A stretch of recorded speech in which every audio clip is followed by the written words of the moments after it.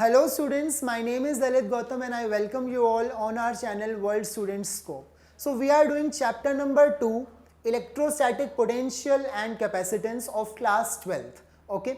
तो हमें अभी तक जो हम कवर कर चुके हैं पहले हम वो डिस्कस कर लेते हैं. In our last lecture we discussed electric potential due to dipole.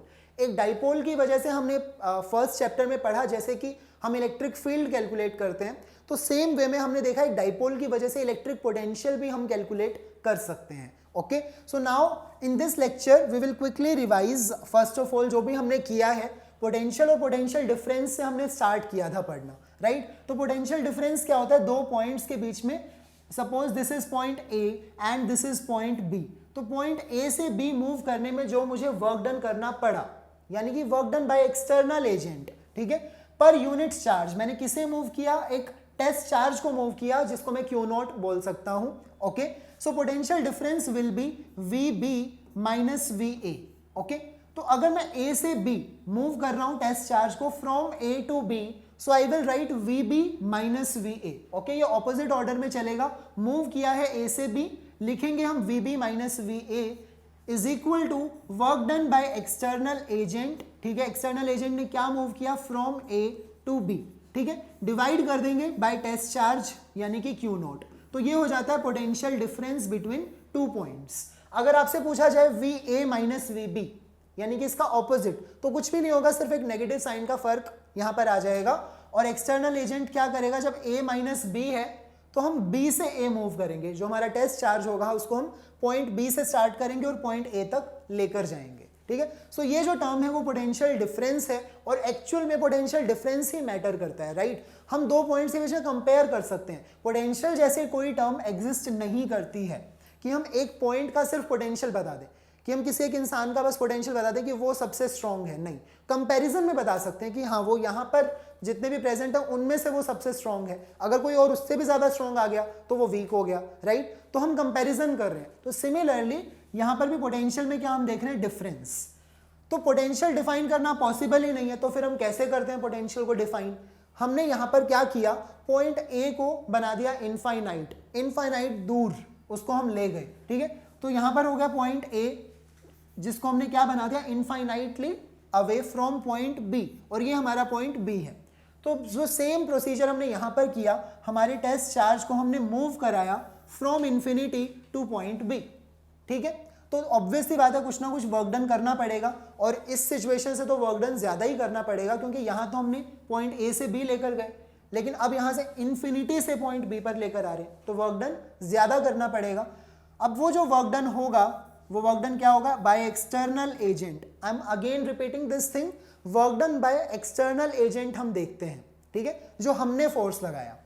So work done by external agent in moving the charge from infinity to point B, है ना. इंफिनिटी से हम कहाँ लेकर गए? पॉइंट बी पर. डिवाइड कर देंगे जो हमारा टेस्ट चार्ज का मैग्नीट्यूड है यानी कि क्यू नॉट. तो ये क्या चीज हो गई? Work done per unit charge.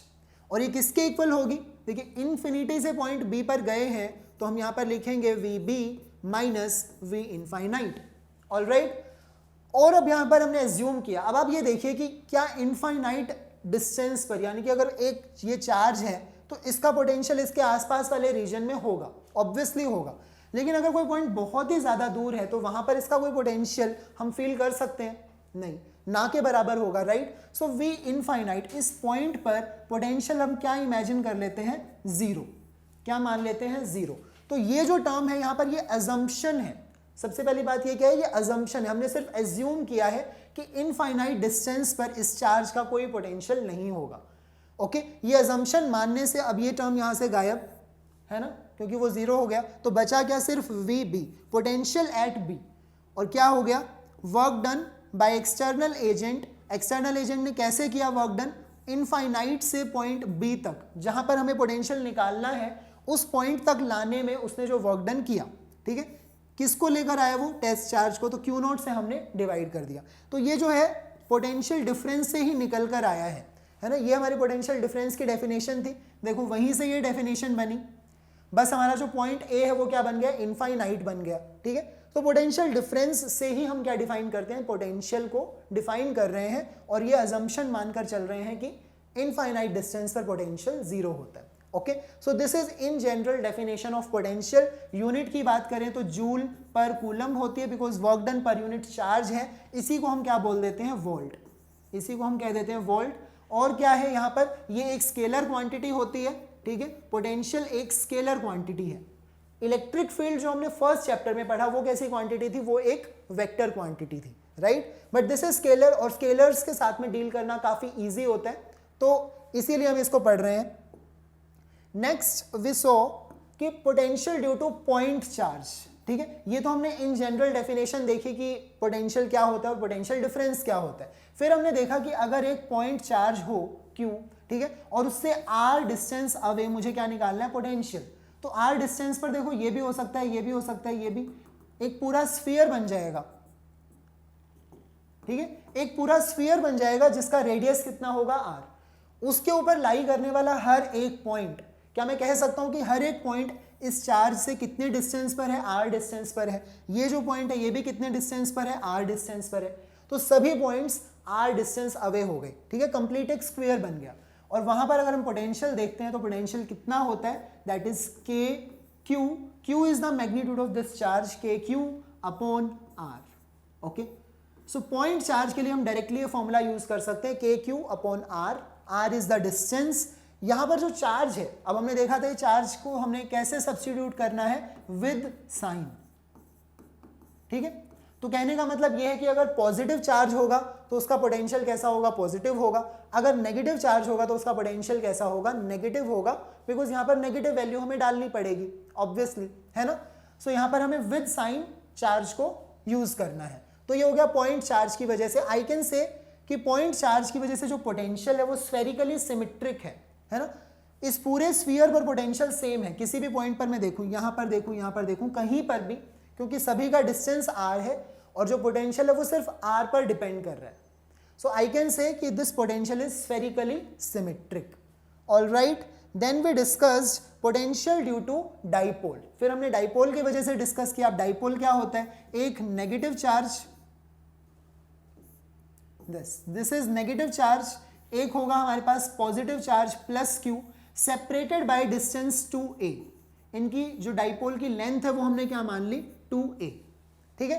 And this is the origin, या फिर आप कह सकते हैं सेंटर। तो अगर इस सेंटर से कोई पॉइंट है, कोई दूर एक पॉइंट है P, कितने डिस्टेंस पर, r डिस्टेंस पर। अब ये पॉइंट कहीं पर भी लाई कर सकता है, ओके। इलेक्ट्रिक फील्ड के लिए हमने पढ़ा था एक्सियल पॉइंट पर इलेक्ट्रिक फील्ड कैसे निकाल सकते हैं, या फिर इक्वेटोरियल प्लेन वाले पॉइंट्स के लिए इलेक्ट्रिक फील्ड हम कैसे निकाल सकते हैं। लेकिन क्योंकि पोटेंशियल एक स्केलर क्वांटिटी है तो वो कैलकुलेट करना थोड़ा इजी है इलेक्ट्रिक फील्ड के कंपैरिजन में। तो हमने इन जनरल किसी भी पॉइंट के लिए, अब ये जो पॉइंट है ना तो ये एक्सियल पॉइंट है ना ये इक्वेटोरियल पॉइंट है ना, ये बीच में कहीं है। तो हमने इसके लिए क्या किया, पोटेंशियल कैलकुलेट किया। Let's say this angle is theta, okay. Origin से, ये देखो ओरिजिन है ना, डाइपोल का सेंटर यानी कि ओरिजिन। तो इस ओरिजिन से हम क्या देखेंगे, position vector of this point, ये पोजीशन वेक्टर हो गया। और ये है हमारा dipole moment vector. Dipole moment क्या होता है, नेगेटिव चार्ज से पॉजिटिव चार्ज की डायरेक्शन में। तो इन दोनों वेक्टर्स के बीच में जो एंगल है वो थीटा है, okay. So theta is angle between, क्या बोलेंगे हम इसको, आर वेक्टर, क्योंकि ओरिजिन से R vector and P vector. अब यहां पर पी वेक्टर का मीनिंग है डाइपोल मोमेंट। क्या है, dipole moment, okay. So potential का जो फॉर्मूला होगा यहां पर वो क्या होगा, हमने कल कैलकुलेट किया था, याद रखेंगे इसको। पी के, सबसे पहले तो पी के लिखना है, पी के कॉस थीटा, और नीचे क्या आ जाता है, अपॉन में आ जाता है आर स्क्वायर, ठीक है। सो this is the formula for potential of dipole. अब यहां पर देखो थीटा के तीन अलग अलग केसेस आप बना सकते हो। अगर थीटा क्या हो, 0 डिग्री, अगर थीटा क्या हो, इन जनरल कुछ भी बीच में, या फिर थीटा यहां पर लिख लेते हैं 90 डिग्री। ये दोनों केसेस हम डिस्कस कर लेंगे। इसके अलावा अगर कोई भी वैल्यू है थीटा की वो हमें देखनी पड़ेगी, 30 डिग्री, 60 डिग्री, तो उसके लिए तो हम कैलकुलेट कर सकते हैं, राइट। तो थीटा जब 0 डिग्री होगा तो cos 0 पर क्या होता है, मैक्सिमम होता है 1। तो पोटेंशियल क्या हो जाएगा, पोटेंशियल हो जाएगा P K upon R square, P K upon R square. ये हो गया एक्सियल वाले पॉइंट के लिए, because theta is equal to 0। ये अगर थीटा 0 डिग्री है तो इसका मतलब ये पॉइंट कहाँ लाई कर रहा है, इस डाइपोल की एक्सिस पर, है ना, इस डाइपोल के एक्सिस पर आ गया, तो वहां पर पोटेंशियल हो जाएगा P K upon R square. लेकिन अगर थीटा 90 डिग्री हो जाए, ये जो एंगल है ये ऐसे इंक्रीज करते करते करते यहाँ, और ये हो गया इक्वेटोरियल प्लेन, तो ये पॉइंट कहाँ लाई कर रहा है, कुछ यहाँ पर इक्वेटोरियल प्लेन पर, तब मैं कह सकता हूँ ये एंगल 90 डिग्री, और कोस 90 डिग्री क्या होता है, zero, right. So if cos 90 is zero, potential will be zero. तो इक्वेटोरियल प्लेन वाले पॉइंट्स के लिए हमें देखो पोटेंशियल निकालने की जरूरत नहीं पड़ती। अगर वो पॉइंट, कोई भी पॉइंट है इस प्लेन पर, अगर वो लाई करता है इक्वेटोरियल प्लेन पर, तो पोटेंशियल जीरो होगा, ओके। और अगर वो इन जनरल कोई पॉइंट है तो वी विल से पी के कॉस थीटा, बस ये कॉस थीटा का फैक्टर आ जाएगा अपॉन में आर स्क्वायर। तो ये काफी सिंपल है, डाइपोल के लिए हमें क्या कैलकुलेट करना है, पोटेंशियल, ओके। चलिए, so next in today's lecture, अब ये तो हमने डिस्कस किया जो अब तक हम कर चुके थे। आज के लेक्चर में हमें देखना है potential due to system of charges. अब सिस्टम ऑफ चार्जेस का मीनिंग क्या होता है, अभी तक हम एक सिंगल पॉइंट चार्ज की वजह से बात कर रहे थे, राइट। लेकिन अगर बहुत सारे चार्जेस आ जाएं, for example this is let's say ये जो चार्ज है, ठीक है, दिस इज Q1, ये ब्लर्ड होगा, सो this is Q2, alright, this is Q3, this is Q4, ये सभी क्या है, पॉइंट चार्जेस हैं, डिस्क्रीट चार्जेस हैं, पॉइंट चार्जेस, और ये अलग अलग लोकेशन पर लोकेटेड है, ठीक है। हम यहाँ पर एक अपना कोऑर्डिनेट स्पेस बना लेते हैं और इसको हम कह देते हैं कि ये हमारा ओरिजिन है, ओरिजिन, ठीक है। और ये एक पॉइंट है जहां पर पॉइंट ऑफ ऑब्जर्वेशन में क्या जानना चाहता हूं, पोटेंशियल की वैल्यू। इन सभी चार्जेस की वजह से कुछ ना कुछ पोटेंशियल यहां पर होगा, ऑब्वियसली Q1 की वजह से इस पॉइंट पर कुछ पोटेंशियल होगा, Q2 की वजह से कुछ होगा, Q3 की वजह से भी होगा। वो पोटेंशियल किस पर डिपेंड करेगा, इस डिस्टेंस पर डिपेंड करेगा, राइट, और इस चार्ज पर डिपेंड करेगा।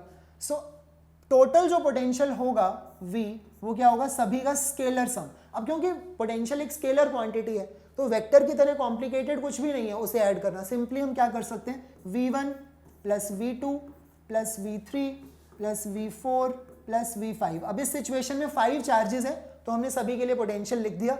अगर 10 चार्जेस हैं तो टोटल 10 पोटेंशियल्स आ जाएंगे, मतलब जितने भी हों हम कर सकते हैं, okay. So what is the value of V1? V1 is potential due to first charge, यानी कि Q1 की वजह से जो पोटेंशियल होगा, okay.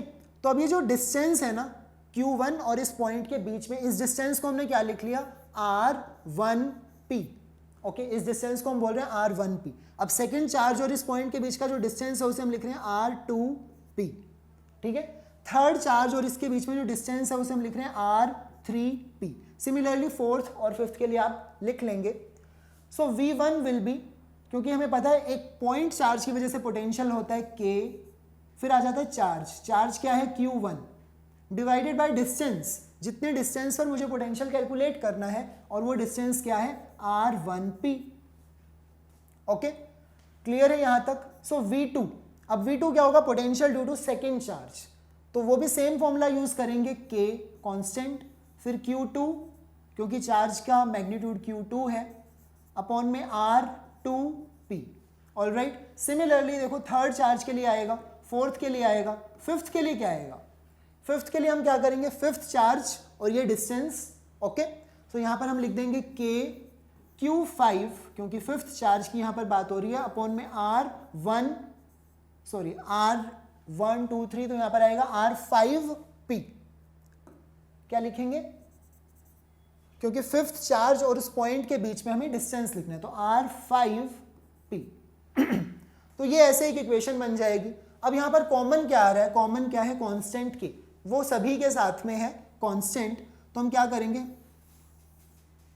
It will become K, यहां पर कॉमन आ जाएगा, ये हो जाएगा Q1 upon R1P plus Q2 upon R2P plus so on करते जाएंगे, थर्ड के लिए, फोर्थ के लिए, और फिफ्थ के लिए हम लिख देंगे Q5 अपॉन R5P, ऑलराइट।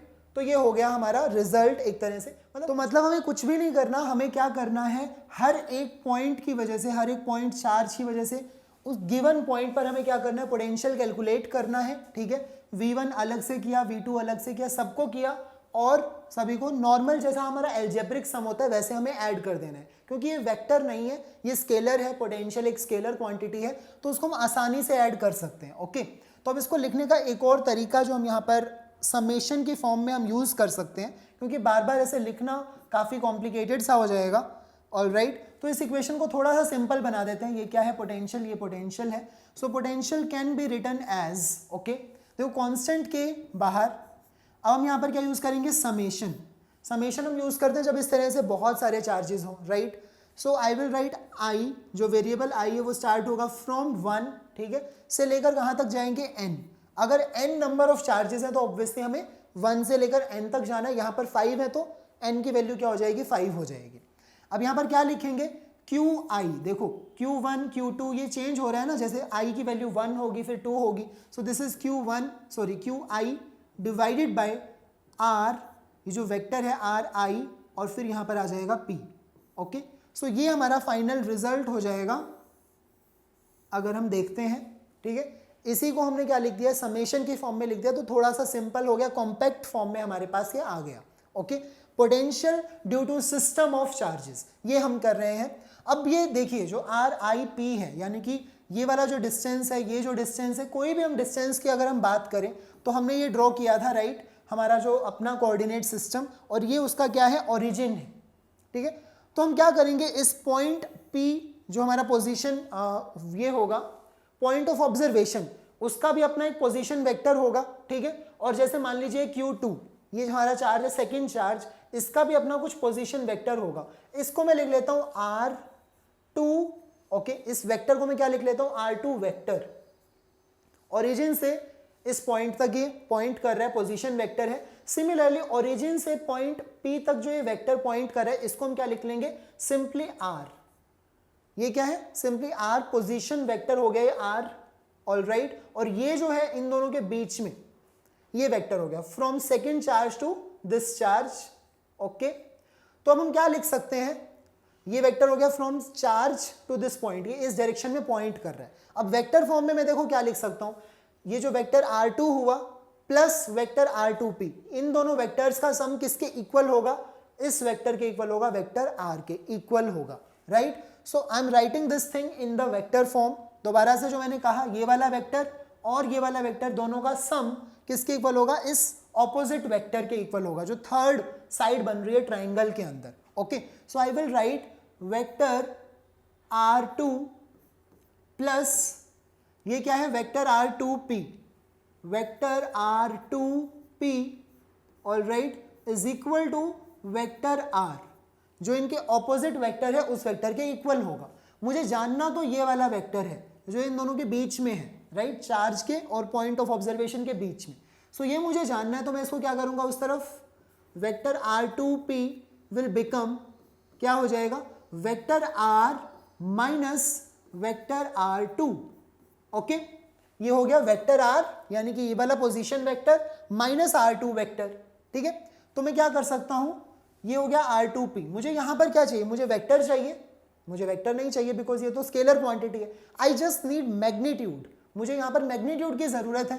तो देखिए मैग्नीट्यूड क्या हो जाएगा, इसके इक्वल हो जाएगा, ठीक है। तो मैग्नीट्यूड इसके इक्वल हो गया। So what can I do,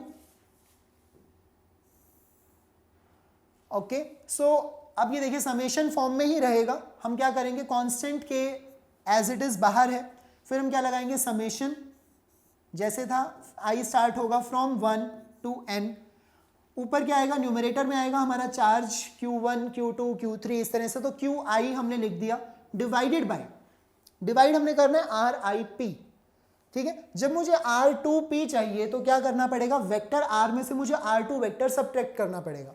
तो जब मुझे RIP चाहिए तो मुझे क्या करना पड़ेगा, vector R minus vector RI, ठीक है, vector R minus R1, vector R minus R2, इस तरह से हमें करना होगा। और ये वेक्टर फॉर्म में हमें नहीं चाहिए, सिर्फ इसका मैग्नीट्यूड चाहिए, ठीक है। सो this is the same thing, ये देखो सेम ही चीज है, ये और ये। हमने क्या किया, सिर्फ इस डिस्प्लेसमेंट तो हम नहीं कहेंगे, ये जो इन दोनों के बीच का जो वेक्टर है, चार्ज और पॉइंट ऑफ ऑब्जर्वेशन, ठीक है, इस वेक्टर को हम पोजीशन वेक्टर की टर्म्स में निकाल सकते हैं। This is the position vector R of point of observation, और जो आर आई है वो हमारे डिस्क्रीट चार्जेस के अलग अलग पोजीशन वेक्टर होंगे, है ना। 1 के लिए R1, 2 के लिए R2, 3 के लिए R3।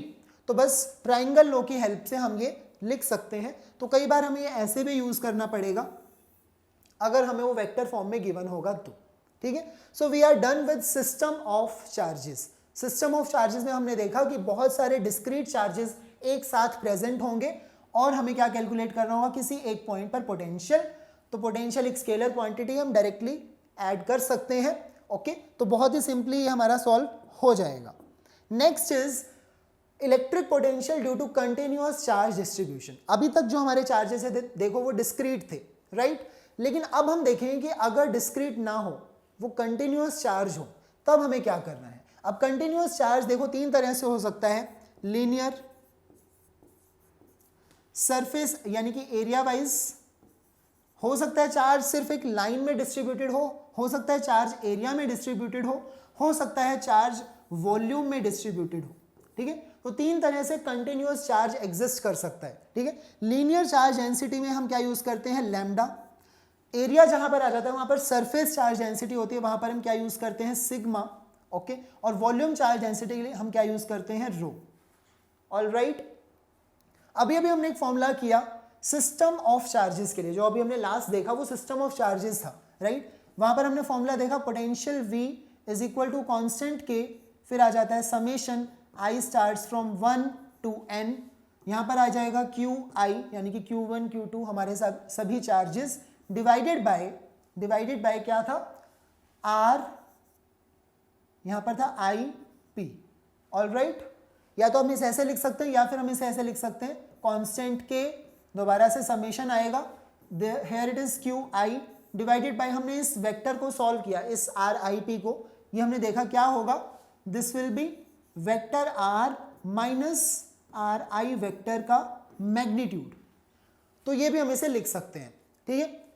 लेकिन ये तो डिस्क्रीट चार्जेस के लिए है, समेशन कब यूज किया जाता है, जब चार्जेस डिस्क्रीट हों। अभी हमें चाहिए कंटिन्यूअस चार्ज के लिए, तो कंटिन्यूअस में हम समेशन को क्या करते हैं, रिप्लेस कर देते हैं बाय इंटीग्रेशन, ठीक है। तो सबसे पहले तो समेशन को हटाना पड़ेगा, समेशन की जरूरत नहीं है, समेशन तो डिस्क्रीट चार्जेस के लिए होता है, हम यूज करेंगे इंटीग्रेशन, समेशन हमें नहीं चाहिए। दूसरा जो है चार्जेस डिस्क्रीट नहीं है, अब वो कंटिन्यूअस चार्ज है, हमें क्या करना है, उसे छोटे छोटे चार्जेस में डिवाइड करना है। ऑलराइट, तो हम यहाँ पर QI को यूज नहीं करेंगे। अब देखते हैं हम क्या करने वाले हैं। सबसे पहले तो हमने देखा कि हम इंटीग्रेशन करेंगे, ठीक है, और यहां पर क्या होगा, DQ, हमने चार्जेस को छोटे छोटे पार्ट्स में डिवाइड कर दिया, तो DQ क्या होता है, बहुत ही ज्यादा इनफाइनाइटेसिमली स्मॉल चार्ज, ठीक है। सिमिलरली यहां पर भी हम इंटीग्रेशन करेंगे and here it will B DQ, ठीक है। तो ये हो जाएगा और ये रहेगा पोजीशन वेक्टर नीचे R। हम अब यहां पर भी IP लगाने की जरूरत नहीं है कि I का मतलब क्या था, 1 2 3, I वेरिएबल था ना डिस्क्रीट चार्जेस के लिए, तो उसकी हमें जरूरत नहीं है। Wait, okay. सो अब ये पार्ट में भी देखो RI अलग अलग डिस्क्रीट चार्जेस के लिए, तो इस पार्ट को हमें यूज करने की वजह जरूरत नहीं है, सिंपली हम इसी फॉर्म में यूज कर लेंगे कंटिन्यूअस चार्ज के लिए, क्योंकि डिस्क्रीट चार्ज तो अब है नहीं, डिस्क्रीट के लिए तो हम डिस्कस कर चुके हैं सिस्टम ऑफ चार्जेस। ऑलराइट, तो सिंपल फॉर्मूला हमारे पास आ गया, समेशन की जगह पर इंटीग्रेशन, इंडिविजुअल जो डिस्क्रीट चार्जेस है वहां पर हमने क्या यूज किया, DQ, अपॉन में हो गया R, ओके। अब ये जो DQ है, जब लीनियरली चार्ज डिस्ट्रीब्यूटेड होगा तब लैम्डा किसके इक्वल होता है, lambda is equal to DQ upon DL, है ना। अगर ये लीनियरली चार्ज डिस्ट्रीब्यूटेड, तो मुझे छोटा सा लेंथ एलिमेंट देखना है DL, और उसके अंदर देखना कितना चार्ज है, DQ। So DQ by DL क्या मिल जाएगी मुझे, linear charge density lambda, right. So यहां पर देखिए DQ क्या हुआ, DQ becomes lambda multiplied by DL, lambda किससे मल्टीप्लाई होगा, DL से, ओके। सिमिलरली जब हमें चाहिए सरफेस चार्ज डेंसिटी के लिए, तो DQ क्या हो जाएगा, सिग्मा मल्टीप्लाई होगा एरिया से, है ना। तो अब यहां पर हम डायरेक्टली लिखना स्टार्ट कर देते हैं। ऑलराइट, आपको लीनियर चार्ज के लिए समझ में आ गया, so I am writing it here, lambda जो होता है, sorry DQ will become lambda DL, DQ will become sigma, जब हम सिग्मा यूज कर रहे हैं तो D Q upon D S यानी कि एरिया, तो वो डी एस यहाँ पर जाकर मल्टीप्लाई हो जाएगा। और जब हम वॉल्यूम चार्ज डेंसिटी की बात करेंगे so D Q will be rho into D V. Okay, D V is the volume element. All right, so अब यही सेम फॉर्मूला हमें यहाँ पर लिखना है, यहाँ पर लिखना है, यहाँ भी लिखना है, और क्या करना है, डी क्यू को रिप्लेस कर देना है। लीनियर के लिए हम लीनियर वाला यूज करेंगे। So potential will become V is equal to K integral D Q की जगह पर आ जाएगा lambda D L upon R. Okay, upon में आर। सिमिलरली यहाँ पर हो जाएगा V is equal to K integral sigma D S upon में क्या हो जाएगा, आर। ठीक है, और यहाँ क्या हो जाएगा, V is equal to constant K integral volume charge density में डी क्यू क्या हो जाएगा, रो डी वी अपॉन में क्या आ जाएगा, अपॉन में होगा दोबारा से आर। So that's it. देखिए, लीनियर चार्ज डेंसिटी अगर है, लीनियरली चार्ज डिस्ट्रीब्यूटेड है तो हम ये फॉर्मूला यूज करेंगे। एरिया में अगर चार्ज डिस्ट्रीब्यूटेड है तो हम ये यूज करेंगे, और अगर वॉल्यूम चार्ज है तो हम इस फॉर्मूला को यूज करेंगे टू कैलकुलेट पोटेंशियल। हम उस बॉडी को छोटे छोटे पार्ट्स में डिवाइड कर देंगे, ठीक है, जैसे कि वो डी क्यू हो गया, और हर एक पार्ट की वजह से पोटेंशियल कैलकुलेट कर लेंगे। ऑलराइट, अगर हमें लैम्डा पता है, सिग्मा पता है, या फिर रो गिवन है तो हम डायरेक्टली ये फॉर्मूले भी यूज कर सकते हैं। Okay, so now we will see numerical problems. अभी आज के लेक्चर में हमने मेनली जो टॉपिक डिस्कस किया है वो क्या है, potential due to system of charges, यानी कि बहुत सारे अगर डिस्क्रीट चार्जेस आ जाएं, या फिर अगर पोटेंशियल हमें निकालना पड़े कंटिन्यूअस चार्ज की वजह से। तो ये दो मेन टॉपिक्स हमने डिस्कस किए हैं, इन्हीं के ऊपर बेस्ड कुछ न्यूमेरिकल्स अब हम देख लेते हैं। Okay, so first question is a metal wire is bent in a circle of radius 10 centimetre. यानी कि हमारे पास एक मेटल वायर थी और हमने उसको घुमा दिया और एक सर्कल बना दिया, ठीक है, कितनी रेडियस का, 10 सेंटीमीटर का। It is given a charge of 200 microcoulomb which spreads on it uniformly. अब उस कंप्लीट मेटल वायर पर देखो इतना चार्ज है 200 माइक्रोकूलम, और वो कैसा है, यूनिफॉर्म है, वो उस वायर के ऊपर यूनिफॉर्मली डिस्ट्रीब्यूटेड है। कैलकुलेट क्या करना है, electric potential at its centre. Okay, so you can pause this video, आप खुद भी ये क्वेश्चन ट्राई कर सकते हैं। हमारे पास एक मेटल वायर थी, हमने उसको क्या बना दिया, एक सर्कल बेंड करके क्या बना दिया, सर्कल। कितनी रेडियस का सर्कल है, 10 centimetre, radius is 10 centimetre. Okay, so this is circle, और हमें सेंटर पर, कहां इलेक्ट्रिक पोटेंशियल निकालना है, सेंटर पर, यानी कि ये जो सेंटर होगा यहां पर पोटेंशियल निकालना है। तो मेटल वायर है, वायर एक लाइन की तरह होगी, उसको हमने बेंड किया, तो ये क्या रहेगा, यहाँ पर लीनियर चार्ज डेंसिटी। ओके, तो ये लीनियर चार्ज डेंसिटी का क्वेश्चन है। अब टोटल चार्ज इसके ऊपर 200 माइक्रोकूलम है। 200 माइक्रो का मीनिंग होता है 10 की पावर -6 कूलम। क्लियर है, सो दिस इज 200 माइक्रोकूलम। इतना चार्ज इस पूरे मेटल वायर के ऊपर डिस्ट्रीब्यूटेड है। रेडियस कितनी है, r, और वो हमें 10 सेंटीमीटर दी गई है। So r is equal to 10 centimetre या फिर 0.1 मीटर, ऐसा यूनिट में लिख लेंगे, ठीक है। अब पोटेंशियल जानना है, कंटिन्यूअस चार्ज है, क्या करें, इस चार्ज को, कंटिन्यूअस चार्ज को छोटे छोटे पार्ट्स में डिवाइड कर देंगे, राइट। सो मैंने एक छोटा सा पार्ट लिया, लेट्स से यहाँ पर चार्ज कितना है, dq, ठीक है, कितना चार्ज है इसके ऊपर, dq। टोटल चार्ज यहाँ इकट्ठा थोड़े होगा, वो तो पूरी वायर पर है, ठीक है। और इस छोटे से एलिमेंट्री चार्ज और इस पॉइंट ऑफ ऑब्जर्वेशन के बीच में डिस्टेंस कितना है, r, ये तो रेडियस ही होगी, ठीक है। अगर आप ये एलिमेंट्री चार्ज कहीं और देखते हैं, लेट्स से यहाँ पर आपने देखा dq, तो अगेन सेम सिचुएशन है, डिस्टेंस तो देखो ये r ही रहेगा, है ना। ये आपका पॉइंट ऑफ ऑब्जर्वेशन है, ये हमारा छोटा सा डिस्क्रीट चार्ज हमने मान लिया, गिवन नहीं था, हमने छोटे छोटे चार्जेस यहाँ पर डिवाइड कर दिया इसको, dq dq dq, बहुत सारे dq होंगे, तब जाके टोटल चार्ज 200 × 10 की पावर -6 कूलम बनेगा, ठीक है।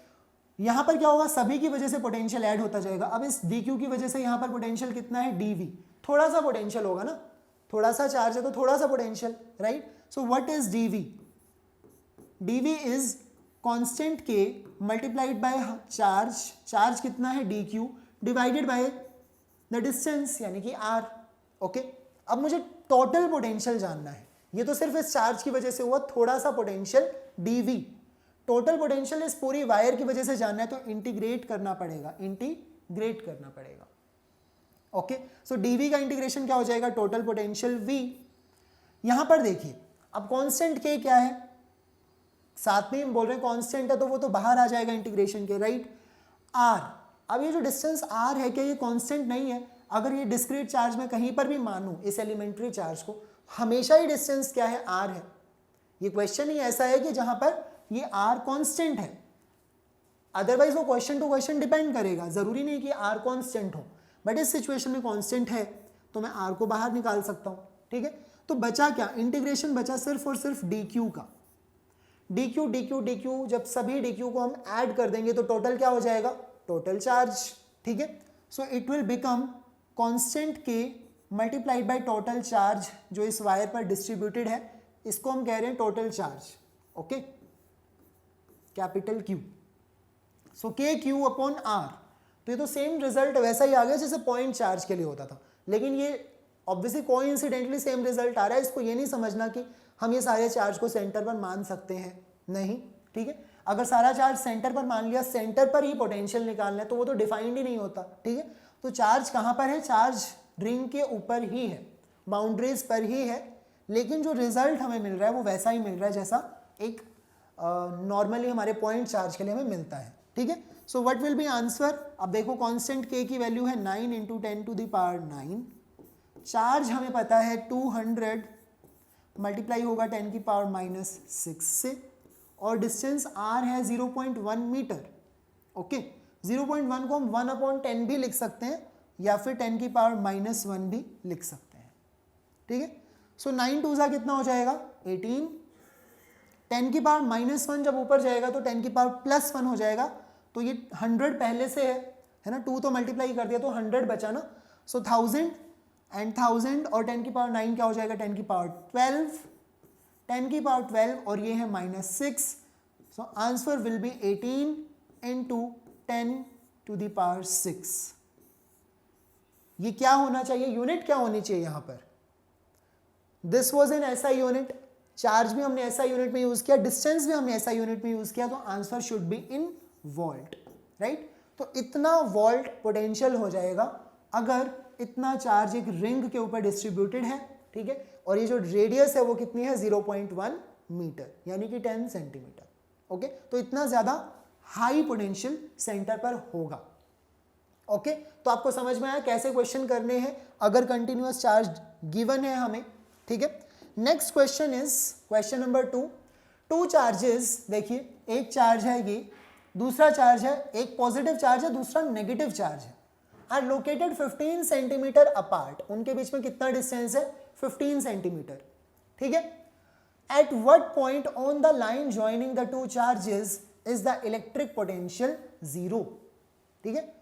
पहले हम इसको ड्रॉ कर लेते हैं, एक हमारा पॉजिटिव चार्ज है, सो आई विल राइट, ये हमारा चार्ज हो गया Q1, ठीक है।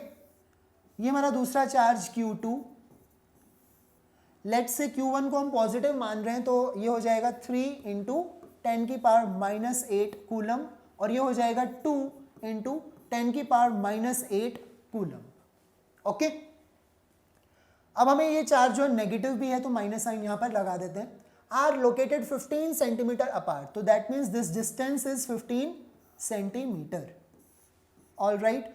अब हमें क्या करना है, इस क्वेश्चन में कैलकुलेट करना है वो पॉइंट जहां पर इलेक्ट्रिक पोटेंशियल 0 होगा, ओके। तो ये हमारी कंप्लीट लाइन है ऐसे एक्सिस, ठीक है, और इसके ऊपर हमें फाइंड आउट करना है ऐसे पॉइंट जहां पर पोटेंशियल 0 हो। तो वो निकालने के लिए हमें क्या चाहिए, बेसिकली एक ओरिजिन होना चाहिए। तो लेट्स से यही हमारा ओरिजिन है, हम जो डिस्टेंस है वो यहीं से देखेंगे, ठीक है। तो ये कहाँ पर लोकेटेड है 15 सेंटीमीटर राइट डायरेक्शन में, ठीक है। ये नेगेटिव एक्सिस होगी, ये पॉजिटिव एक्सिस होगी। नाउ लेट्स से कि बीच में कोई पॉइंट है, कितने डिस्टेंस पर, x डिस्टेंस पर, यहां पर मान लेते हैं क्योंकि सीधी सी बात है। सो ये मान लेते हैं कि डिस्टेंस हो जाएगा x, कहां से, हमारे ओरिजिन से, ऑल राइट। तो अब इस पॉइंट पर हम ये मान रहे हैं कि पोटेंशियल 0 है। देखो सीधी सी बात है, एक पॉजिटिव चार्ज है एक नेगेटिव चार्ज है, पॉजिटिव चार्ज की वजह से पॉजिटिव पोटेंशियल होता है, नेगेटिव की वजह से नेगेटिव, ठीक है। सो यहाँ पर होगा V1 चार्ज 1 की वजह से और V2 पोटेंशियल होगा चार्ज सेकेंड की वजह से, और इन दोनों का सम जो है वो हम क्या मान रहे हैं, जीरो आना चाहिए, बिकॉज हमें वही पॉइंट फाइंड आउट करना है जहां पोटेंशियल जीरो होगा. Alright, so we are assuming that their sum is zero. इनका जो सम है वो किसके इक्वल है, जीरो के इक्वल है. Now what is V1? अगर हमें V1 कैलकुलेट करना है यानी कि potential due to this charge, तो V1 होगा कांस्टेंट के Q1 अपॉन ये डिस्टेंस, और ये डिस्टेंस कितना है, देखो x, ये तो x के इक्वल है. ओरिजिन से ही हम रेफरेंस पॉइंट से तो सारे डिस्टेंस मेजर करते हैं. सो ये डिस्टेंस हो गया x. Okay, this is V1. Similarly अगर हमें V2 चाहिए तो वो क्या होगा, k Q2 हमारा second charge divided by this distance, जो चार्ज Q2 और इस पॉइंट के बीच में है वो कितना है, देखो 15 ये है, और x डिस्टेंस जो है वो ये है. ठीक है, सो this is 15 and this is x. तो जो ये डिस्टेंस है वो क्या होगा, 15 में से हमें ये x सब्ट्रैक्ट करना है, that means it will be 15 minus x. Alright, तो ये हो गया potential due to second charge V2. Okay, so V1 और V2 दोनों का सम हमें क्या करना है, जीरो के इक्वल रखना है. ऑलराइट, तो हम रख देते हैं V1 is k Q1 upon x plus, अब देखो V2 हमने देखा k Q2 अपॉन डिस्टेंस कितना है, 15 माइनस एक्स, 15 माइनस एक्स. तो ये वही हो गया सिस्टम ऑफ चार्जेस. यहाँ पर कितने चार्जेस हैं, दो ही चार्जेस का सिस्टम है, और हम एक ऐसा पॉइंट फाइंड आउट करें जहां पर पोटेंशियल जीरो है दोनों चार्जेस की वजह से, तो ऑब्वियसली इसे हम जीरो के इक्वल रखेंगे. राइट, अब कांस्टेंट के कॉमन आ जाएगा. Q1 की अगर हम वैल्यू देखें, what is Q1, 3 into 10 to the power minus 8. Alright, 3 into 10 to the power minus 8 divided by x. यहां पर क्या होगा, प्लस, लेकिन Q2, अब हम यहां पर Q2 सेकेंड चार्ज की वैल्यू सब्स्टिट्यूट करनी है और वो नेगेटिव है, तो यहां पर मैं प्लस को किससे रिप्लेस कर दूंगा, माइनस साइन से. Right, here it will be minus, value कितनी है, 2 into 10 to the power minus 8 divided by distance. अब डिस्टेंस कितना है, वही 15 minus x. Okay, is equal to 0. Constant के की यहां पर जरूरत नहीं है, देखो है ना, कांस्टेंट के, और वो हम राइट साइड में ले जाएंगे वो जीरो हो जाएगा. सिमिलरली 10 की पावर माइनस 8, 10 की पावर माइनस 8 ये भी कॉमन आ जाएगा, और वो भी हम राइट साइड में ले जाएंगे, तो बचेगा 3 अपॉन एक्स माइनस में 2 अपॉन 15 माइनस एक्स. ऑलराइट, तो क्या रहने वाला है, 3 upon x minus 2 upon 15 minus x is equal to में क्या, जीरो. जो कांस्टेंट के था वो कॉमन, ऑब्वियसली वो जीरो हो गया, और जो 10 की पावर माइनस 8 है वो भी कॉमन आ जाएगा और वो जीरो हो जाएगा. Now we have to solve this equation. इस इक्वेशन को हमें सॉल्व करना है. माइनस साइन है उसको हम राइट साइड में ले जाते हैं. It will be 3 upon x is equal to 2 upon 15 minus x. दोनों इक्वल कर दिए ना हमने. ठीक है, अब ये 15 माइनस एक्स वहां जाएगा, सो 3 मल्टीप्लाई हो जाएगा 15 माइनस एक्स. अब हमें कुछ भी नहीं करना, बस इसे सॉल्व करना है. सो 15 3 ज़ा 45 minus 3x is equal to 2x. 3x को हम वहां ले जाएंगे, दिस इज 45. 3x वहां जाकर क्या हो जाएगा, ऐड हो जाएगा, 3x प्लस 2x क्या बन जाएगा, 5x. Right, so we have to find the value of x. हमें ये पता लग गया कि 5x जो है वो 45 के इक्वल है, सो x की वैल्यू क्या हो जाएगी, 9. सो दैट मीन्स हमें क्या पता लग गया कि वो पॉइंट जहां पर पोटेंशियल जीरो होगा इन दोनों चार्जेस के बीच में, हमने जो पॉइंट एज्यूम किया वो हमने कहां एज्यूम कर लिया, इन दोनों चार्जेस के बीच में. जरूरी तो नहीं कि वो पॉइंट चार्जेस के बीच में ही हो, क्या पता यहां पर भी कोई ऐसा पॉइंट हो. वेट, इसकी लेफ्ट साइड में भी ऐसा कोई पॉइंट हो सकता है जहां पर पोटेंशियल क्या आ जाए, जीरो आ जाए, या फिर इस चार्ज के बाहर, मतलब आउटसाइड दीज टू चार्जेस, इसी एक्सेस पर कोई ऐसा पॉइंट हो सकता है ना जहां पर पोटेंशियल जीरो हो. ऑलराइट, तो हमें वो केस भी कंसिडर करना होगा. अभी तक हमने सिर्फ इन बिटवीन वाला केस किया, और x की वैल्यू हमें क्या मिल गई, 9. So we know x is equal to 9. ये एक ऐसा पॉइंट है जहां पर पोटेंशियल दोनों की वजह से जीरो है. अब आप सोचकर देखिए, यहां पर ये पॉजिटिव चार्ज है और ये मैग्नीट्यूड में भी ज्यादा है ना. ये नेगेटिव चार्ज है, मैग्नीट्यूड में कम है, बट नेगेटिव है, तो ये नेगेटिव पोटेंशियल देगा. राइट, तो अगर मैं यहां पर कोई पॉइंट एज्यूम करूं, लेट्स से, तो पॉजिटिव चार्ज की वजह से यहाँ पर पॉजिटिव पोटेंशियल, और वो इस चार्ज के नज़दीक है तो यानी कि पॉजिटिव पोटेंशियल ज़्यादा होगा। नेगेटिव चार्ज से ये दूर हो गया, नेगेटिव चार्ज से पॉइंट क्या हो गया, दूर हो गया, तो पोटेंशियल ऑब्वियसली काफ़ी कम हो जाएगा यहाँ पर। तो दोनों कैंसिल कर सकते हैं? नहीं कर सकते। पॉजिटिव की वजह से जो पोटेंशियल है वो बहुत ज़्यादा है, नेगेटिव की वजह से जो पोटेंशियल है वो बहुत कम है, तो ऑब्वियसली वो एक दूसरे को कैंसिल नहीं कर सकते। तो हम यहाँ पर देखते हैं राइट साइड में अगर कोई हम पॉइंट इमेजिन करें, ठीक है, तो नेगेटिव की वजह से यहाँ पर नेगेटिव पोटेंशियल होगा और वो ज़्यादा होगा। क्यों? क्योंकि ये पॉइंट नेगेटिव चार्ज के पास है। और पॉजिटिव चार्ज की वजह से जो यहाँ पर पोटेंशियल होगा वो क्या होगा, वो पॉजिटिव पोटेंशियल होगा, बट वो कम होगा मैग्नीट्यूड में क्योंकि डिस्टेंस बढ़ गया है। तो यहाँ ये एक दूसरे को कैंसिल कर सकते हैं। Alright, so we will consider one more case. यहाँ पर हमें डिस्टेंस क्या एज्यूम करना है, y। ये जो डिस्टेंस है हम मान लेते हैं कि ये डिस्टेंस कितना है, y।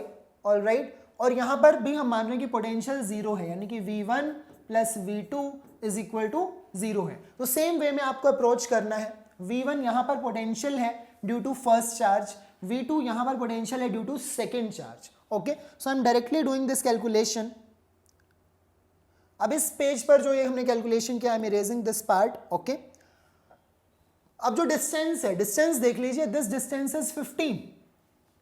ओके, सो Q1 से इस पॉइंट का डिस्टेंस हो गया 15 प्लस y, और Q2 से डिस्टेंस हो गया सिर्फ y के इक्वल। राइट, तो यहाँ पर क्या बनने वाला है, जो टोटल पोटेंशियल है, ये हम एक तरह से सेकेंड केस कर रहे हैं। अब जब हम वो उस पॉइंट को एज्यूम कर रहे हैं कि वो आउटसाइड द चार्जेस लाई करेगा। Alright, so v1 plus v2 is equal to 0।